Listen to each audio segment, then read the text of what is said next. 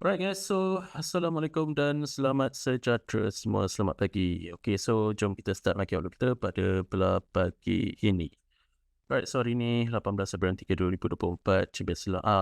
Kalender ekonomi saya terlupa nak tukar dan saya. Nanti saya akan revise semula. Okay, so untuk goal, since last week lagi kita dah buat analisa di mana akan berlakunya kejatuhan di dalam paras harga komoditi emas. Terdapat pelbagai faktor yang menyebabkan kejatuhan ini. Okay, anda boleh refer balik market outlook saya pada minggu lepas. Anda boleh refer balik gambar-gambar entry saya, kenapa saya sell dan sebagainya. Okay, dekat dalam Telegram. Right, yang pertama, kejatuhan nilai komoditi emas berlaku sejak minggu lepas lagi. Berdasarkan analisa yang lepas, pembentukan failure swing di carta harian ataupun daily time frame memberi petunjuk awal kejatuhan harga komoditi tersebut. Jadi based on technical, dia dah bagi tahu kita yang harga komoditi emas ini akan mengalami kejatuhan nilai. Because kena faham, technical is a leading indicator to fundamental, right? Dan daripada sudut fundamental pula disokong oleh berita kemungkinan besar Fed tidak akan menurunkan kadar faedahnya pada tahun ini. Pada berita-berita yang lepas, mereka mengumumkan kemungkinan besar tidak akan menurunkan kadar faedah pada bulan ini. Tetapi apa yang berlaku, ada pula berita yang mengatakan mereka tidak akan menurunkan kadar faedahnya pada tahun ini. Kerana apa? Yang pertama, pelabur beranggapan laporan data CPI dan juga PPI yang masih lagi tinggi pada tempoh hari akan menyebabkan Fed mengekalkan kadar faedahnya bagi melawan kadar inflasi yang masih lagi tinggi.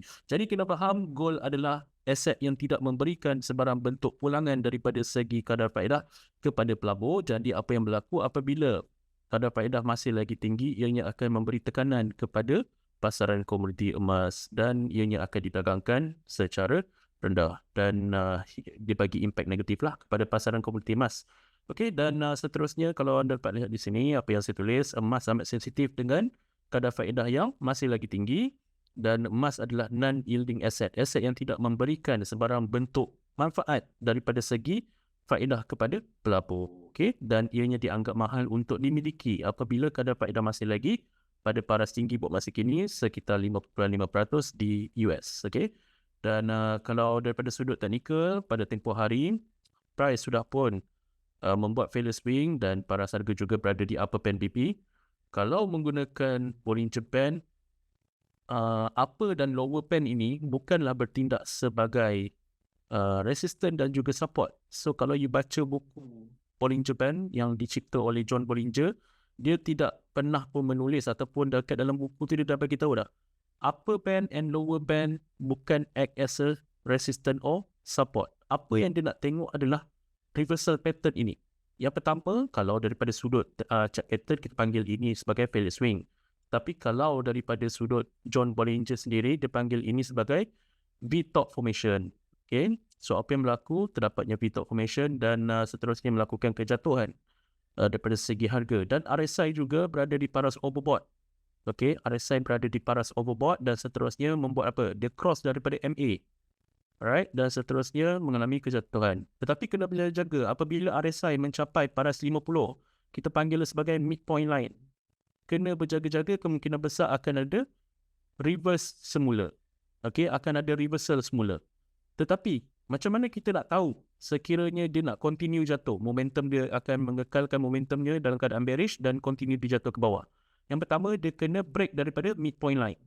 Okay, dia kena breakout daripada midpoint line dan seterusnya kita akan follow the momentum lah. Alright, ke paras yang lebih rendah. CCI buat masa kini pada tempoh hari pun sama berada di paras overbought dan sebelum mengalami bearish momentum ke paras yang lebih rendah. Dan CCI juga sama juga, sekiranya breakout daripada paras kosong, ia akan lebih cenderung untuk didagangkan dalam keadaan bearish momentum. So, sekarang ini daripada sudut technical dan juga fundamental sudah pun selari. Hold your position. Permulaan trend baru saja bermula, jangan takut. Okay, so that's why saya prefer menggunakan high time frame supaya kita boleh swing trade. Okay, alright, now yang seterusnya, ini adalah contoh di mana benda ni amat-amat basic, anda perlu faham. Okay, ini adalah daripada konsep Dow Theory dan juga daripada pembentukan pattern early sign of reversal. Kita ada dua je, top reversal dengan bottom reversal. Ini adalah pembentukan awal sekiranya trend ingin berubah daripada sebagai contohnya daripada bullish turn to bearish. Ini adalah pembentukan awal. Sebagai contoh daripada bearish nak turn to bullish. Ini adalah pembentukan awal. Tak ada bentuk lain dah. Ini. Okay? So that's why kita kena faham. Kalau you nak trade, you kena faham benda yang paling basic dulu. Jangan pergi terus kepada advance. Nak belajar Fibonacci lah, nak belajar Gann, nak belajar astrology punya trading. No. Basic is the most advanced sebenarnya. Okay? So you kena faham, pergi balik, baca dan belajar tentang pembentukan top dan juga bottom reversal. Alright? Okay, now untuk AUD USD. So, kita dah tahu dah gold jatuh. Okay? Apabila gold jatuh, sedikit sebanyak ianya akan memberi kesan kepada mata wang komoditi. Mata wang komoditi ada berapa? Ada 3. Tetapi mana satu yang mempunyai kaitan rapat dengan pasaran komoditi yang ada kena-mengena dengan metal. Okay? Yang pertama AUD dan juga NZD. Okay? So itu adalah mata wang yang mempunyai kaitan rapat dengan metal. Okay? Lagi satu, yang ini daripada sudut energi pula adalah Canadian dollar. Okay? Tetapi kita tak ada jelaskan tentang Canadian dollar pada hari ini. Kita tengok pada AUD USD. Macam mana kita nak buat intermarket analysis di antara pasaran komoditi dan juga mata wang AUD. Okay, so AUD USD didagangkan rendah selepas greenback ataupun US dollar didagangkan positif selepas pelabur beranggapan Fed tidak akan menurunkan kadar faedahnya sekaligus menyebabkan pengukuhan semula di dalam mata wang US dollar. Jadi kena faham apabila Fed kemungkinan besar tidak akan menurunkan kadar faedahnya, sudah pasti akan memberi sokongan kepada mata wang USD. Kenapa? Disebabkan oleh demand yang tinggi dekat dalam fixed income asset, sebagai contohnya aset-aset yang memberikan pulangan daripada segi cash dan sebagainya di dalam fixed deposit, money market dan juga bond. Apabila Fed tidak menurunkan kadar faedah dan kadar faedah masih lagi kekal tinggi, aset-aset ini akan memberikan pulangan yang lebih tinggi daripada instrumen-instrumen yang lain. Sebagai contohnya di dalam pasaran komoditi yang tidak memberikan pulangan daripada segi kadar faedah. Disebabkan oleh itu, mata wang US dollar akan mengukuk semula dan memberi tekanan kepada mata wang utama yang lain. Now, apa yang kita boleh kaitkan dengan pasaran komoditi dan juga mata wang komoditi iaitu mata wang AUD dan juga NZD? Okay. Yang pertama, kalau sekiranya tidak jelas pembentukan di dalam carta komoditi, anda boleh refer AUD dan juga AUD USD ini untuk melihat sama ada ataupun mendapat idea sama ada gold ini akan didagangkan positif ataupun dia nak jatuh. Okay? Itu yang pertama. Yang kedua, kita boleh buat apa? Apabila komoditi jatuh, straight kita boleh short juga AUD USD ataupun fokus kepada sell AUD USD. Setengah orang ataupun trader-trader dekat Malaysia ni dia hanya trade gold je. Tetapi bila kita suruh dia trade currency, dia tak boleh trade. Okay? Itu menjadi masalah juga. Okay? Now, yang seterusnya, ASX 200. Okay? Pun mengalami kejatuhan selari dengan indeks Amerika Syarikat bahawa masa kini. Jadi sedikit sebanyak akan memberi kesan kepada indeks-indeks yang lain untuk didagangkan rendah. Jadi apabila indeks jatuh, ianya akan mengheret juga mata wang negara tersebut untuk didagangkan secara rendah. Now, daripada sudut intermarket analysis juga, sudah cukup jelas di antara pasangan komoditi emas yang mempunyai kaitan rapat dengan mata wang komoditi, mengheret mata wang AUD selepas kejatuhan nilai komoditi emas berlaku. Okay? Dan yang seterusnya, daripada fundamental pula, RBA mengekalkan kadar faedahnya sekaligus memberi impak negatif lah kepada mata wang AUD. Jadi sekiranya sesebuah negara tidak menaikkan kadar faedah, sudah pasti akan memberi kesan negatif kepada mata wang negara tersebut. Now, dolar Australia mungkin mengalami tekanan kerana indeks SP, S&P 500 dan juga ASX 200 merosot untuk sesi ketiga berturut-turut dan saham perombongan, okay? Dan juga tenaga punca kepada penurunan ini. Jadi kalau kita lihat di Aussie adalah lombong terbesar untuk komoditi. Jadi disebabkan oleh itu, ianya sedikit sebanyak akan drag down all the indices yang terdapat di Aussie dan seterusnya akan mengheret mata wang Aussie untuk didagangkan rendah juga. Jadi kalau kita lihat daripada sudut technical, ianya sudah pun memberitahu yang akan berlakunya kejatuhan. Kalau kita menggunakan konsep dari teori pun boleh, nak menggunakan konsep market structure dan sebagainya, ikut suka anda. Okay, kalau saya based on Dow Theory Concept. Okay, kita boleh identify market phase kita berada yang mana. So, pada tempoh hari, berlakunya apa? Accumulation, trending, distribution, trending phase down. Okay, so ini adalah konsep Dow Theory yang kita boleh apply dekat dalam chart. Now, apa yang berlaku seterusnya? Dia dah buat apa? Peaks yang tertinggi. Selepas itu dia buat apa? A lower series of peaks and trough, dan kalau kita tarik trend line pun, dia dah touch banyak kali dah kat sini. So this is a valid trend line. Kalau dia touch 2 kali, kita panggil dia sebagai apa? Kita panggil dia sebagai trend line ada 2. Satu valid trend line, satu lagi apa? Siapa boleh jawab?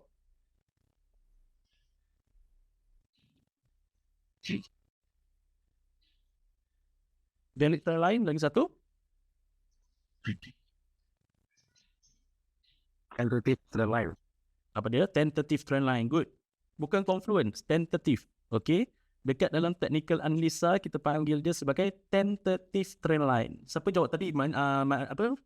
Sandip Yes. Good. Right. So, dekat dalam technical analisa, kita tak panggil dia sebagai nama yang lain. Dia ada 2 je. Sama ada valid trend line, bila dia touch more than 3 times. Kalau 2 kali saja, kita panggil dia sebagai tentative trend line. Okay. Now, apa yang berlaku ini adalah valid trend line, dan seterusnya apa yang berlaku, dia breakout daripada paras sokongan yang pertama. Saya salah tulis. Dia breakout daripada paras sokongan yang pertama, dan seterusnya dia breakout daripada paras sokongan yang kedua. Dan kita jangkakan akan berlakunya kejatuhan lanjutan selepas adanya apa? Tenkan dan Kijun Cross pun berlaku, dan paras harga juga berada di bawah paras Tenkan dan juga Kijun Sen. Dan paras harga juga gagal disokong oleh Senko Span A dan juga Senko Span B daripada Ichimoku Kinko Hyo Bullish Kumo Cloud. Dan seterusnya kita jangkakan AUD USD akan didagangkan dengan lebih rendah ke paras yang sokongan seterusnya. Berdasarkan MFI, berlaku lagi penjualan dan momentum dalam keadaan bearish, tetapi berada di paras oversold. Jadi kalau anda dapat lihat dekat sini, ada tendensi untuk price short term reverse to the upside, okay, retrace to the upside before continue downward projection lah, okay. Now, so itulah perkongsian saya untuk hari ini. Sekiranya ada apa-apa soalan, boleh ajukan kepada saya sekarang.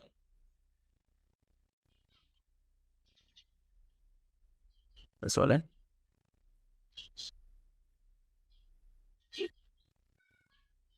Ini. Siapa-siapa ada soalan boleh ajukan kepada saya sekarang. Kalau nak buka mic boleh. Kalau tak nak buka mic, nak type soalan pun boleh. Tak menjadi masalah.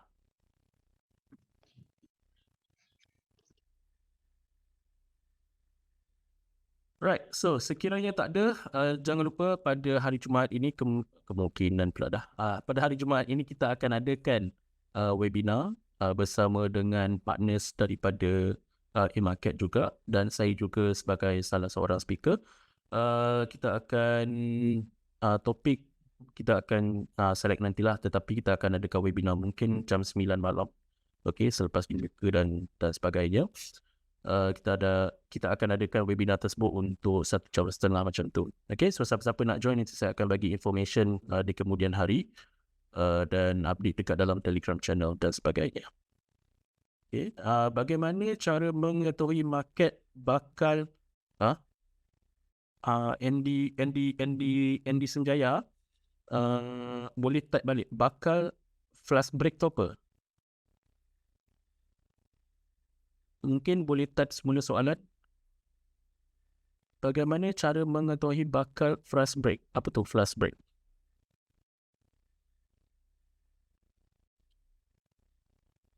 Mungkin boleh type semula. Saya akan jelaskan.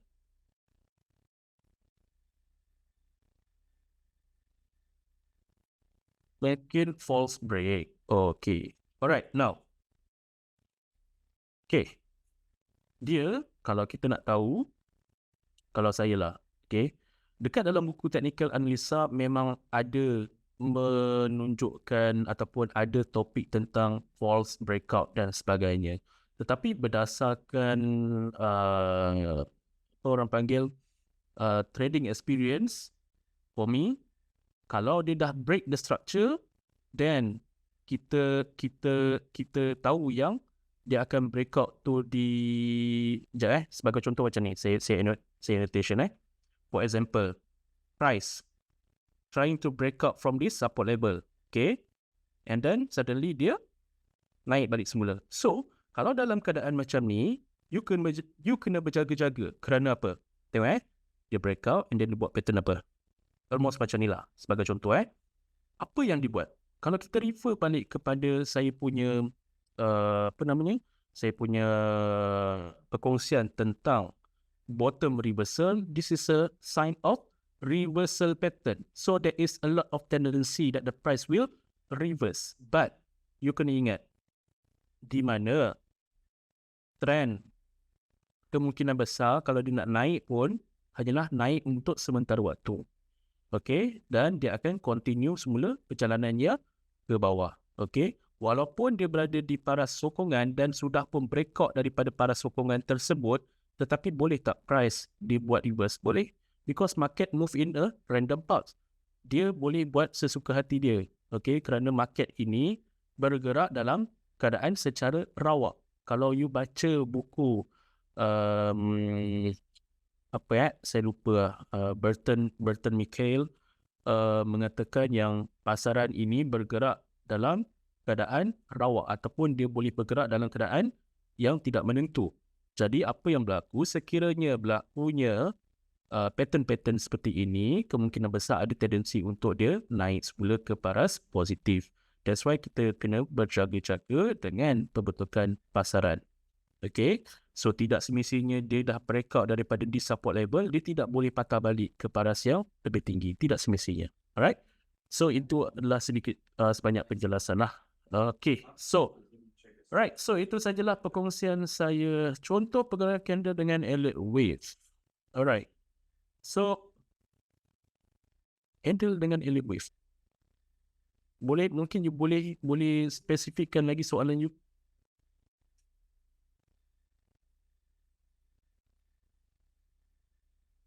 Alright, so macam ni, Andy, before kita pergi lebih jauh, di mana yang lebih advance, you nak belajar tentang Elliott Wave, you nak belajar tentang apa lagi, Wyckoff method, and then WD gun, price versus time. Okay, kena faham tentang market structure. Sebab apa saya cakap macam ni? Because dekat dalam konsep Dow Theory, benda yang paling awal pembelajarannya dekat dalam technical analisa, iaitu topik yang pertama sekali untuk you memahami tentang technical analisa adalah konsep Dow Theory. Dia mengatakan untuk kita mengetahui pergerakan harga pasaran, trader haruslah belajar ataupun mengenal pasti struktur pasaran berdasarkan market action. Market action terdapat 3. Price, volume, open interest. Dia tak cakap Elliott Wave, dia tak cakap candlestick pattern, dia tak cakap chart pattern. Learn how to identify market structure, then you will be able to understand the whole concept of technical analysis and apply Elliott Wave, WD gun, techniques, and others in your trading system. Okay? So, kalau kita tidak memahami tentang perkara asas dekat dalam technical analisa, forget about, learn something ataupun learn advanced technique that could lead to failure in your trading. Alright? Okay, now, itu sahaja. Apa beza si trader dengan MT4?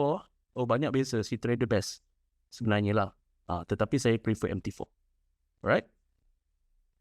Apa maksud volume tu, sir? Volume adalah transaksi buyer dan seller dekat dalam sesebuah instrumen. Tetapi dekat dalam forex tak boleh guna volume. Kerana apa? The data is not reliable. Because price yang you dapat daripada broker dan broker yang lain juga adalah tidak sama. Kerana quotes yang berbeza. Spread yang berbeza. Account seorang SCN, seorang standard. Price yang di quotes adalah berbeza. Jadi the volume data that you get from broker itself is not reliable. That's why we don't use volume in forex trading, only in stocks and also index. Right? Okay guys, so itu sahajalah perkongsian saya untuk hari ini uh, uh, kejap. Apa dia soalan ni? Soalan dia, apakah pemangkasan suku bunga Fed pada awal market akan membentuk all-time high? Apakah saya menjadi pada tahun 2024? Okey. So, soalan kepada Andy, jawapan dia adalah Fed masih lagi mengekalkan kadar faedahnya pada paras 5.5%. Untuk kita mengetahui projection Fed akan menurunkan kadar faedahnya, you kena refer kepada Fed.plot. Okay? Fed.plot. Fed.plot. Untuk kita mengetahui projection jangka masa panjang Fed untuk menaikkan ataupun menurunkan kadar faedahnya. Sekiranya